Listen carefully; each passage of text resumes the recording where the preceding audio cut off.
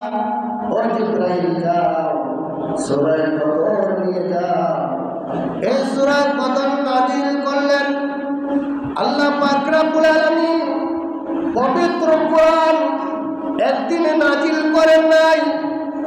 সর্বপ্রথম আল্লাহ পাক রব্বুল আলামিন লাউহে মাহফুজের মধ্যে আল কোরআন আল্লাহ নাযিল করেছেন। আর দুনিয়ার মধ্যে একদিন নয়, দুই দিন নয়, আল্লাহ পাক রব্বুল আলামিন 23 বছরে আল্লাহ কোরআন নাযিল করেছে। অল্প অল্প করে বিভিন্ন ঘটনার প্রেক্ষিতে বিভিন্ন মাসালার সমাধান করার জন্য, বিভিন্ন কঠিন কাজকে সমাধান করার জন্য, আল্লাহ পাক রব্বুল আমাদেরকে শিক্ষা দেওয়ার জন্য কেমন করে আমরা জীবন যাপন করব, আল্লাহ পাক রব্বুল আলামিন সবকিছু ধারাবাহিকভাবে কোরআন নাযিল করেছেন। বলেন সুবহানাল্লাহ। সাহাবায়ে কেরাম জিজ্ঞাসা করলো, ইয়া রাসূলুল্লাহ, নবী গো, ও প্রাণের নবী, আমরা কি 1000 বছর ইবাদত করতে পারবো না? দয়াল নবীজি সূরা কদর যখন নাযিল হচ্ছে, লাইলাতুল কদর খায়রুম মিন আলফি শাহর, 1000 মাসের চেয়ে উত্তম রাত আল্লাহ ঘোষণা করে দিয়েছেন। দয়াল নবীজি বললেন, ও সাহাবারা রে, আল্লাহ পাক রব্বুল আলামিন তোমাদেরকে অল্প হায়াত দিয়েছেন, আমার উম্মতেরা অল্প হায়াত পাবে, কিছুদিন হায়াত পাবে। আমার উম্মতেরা যদি রমজান মাসে কদরের রাত্রে যদি সন্ধ্যা থেকে ফজর পর্যন্ত একটা রাত যদি আমাকে ডাকতে পারে, আল্লাহ পাক রব্বুল আলামিন ঘোষণা দিয়েছেন এক রাত ইবাদত করার জন্য আল্লাহ পাক রব্বুল আলামিন সামান্য 1000 বছর ইবাদত করার পরে যে সওয়াব পাইতো, আল্লাহ পাক রব্বুল আলামিন আমার উম্মতের একটা রাতের বিনিময়ে 1000 মাসের সওয়াব তার আমলনামার মধ্যে লিখিত করে দিবেন। বলেন সুবহানাল্লাহ। আমরা চাই কিনা ইবাদত করতাম? অনেকে দেখা যায় এ রাত পাইও দেখা যায় না, দেখায় ঘুমায়। অনেকে মায়া শান্ত পারে না, হায় মায়া, এ মায়া পর্যন্ত দিন তোমার শরীরে শক্তি আছে, তোমার এই দেহের মধ্যে তোমার আত্মা আছে, ততক্ষণ পর্যন্ত এ মায়া মায়া।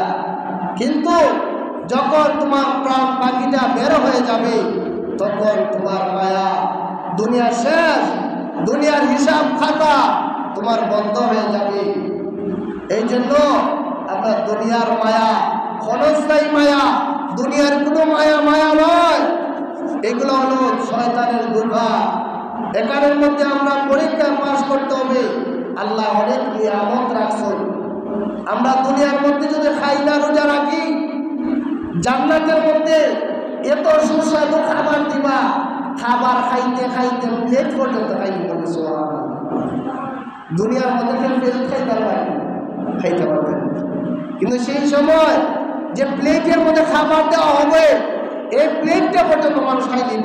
সুবহানাল্লাহ, এত মজা, এত স্বাদ হবে। আর দুনিয়ার মধ্যে আমরা সেই স্বাদ, সেই স্বাদ। হ্যাঁ, আসলে এটা হলো স্বাদ না, পরকালের স্বাদ, আসল স্বাদ। এখনো সময় আছে, যতক্ষণ পর্যন্ত দেহের মধ্যে প্রাণ আছে, তো শক্তি আছে, ক্ষমতা আছে।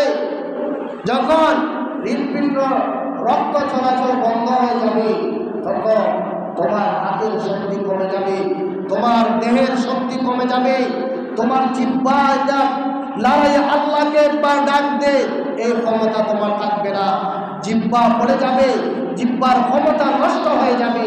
এই জন্য জিহ্বায় শক্তি আছে, মানুষকে গালি দেওয়ার জন্য নয়, মানুষের উপর নির্যাতন করার জন্য নয়, এই জিহ্বা দিয়েছেন আল্লাহকে ডাকার জন্য।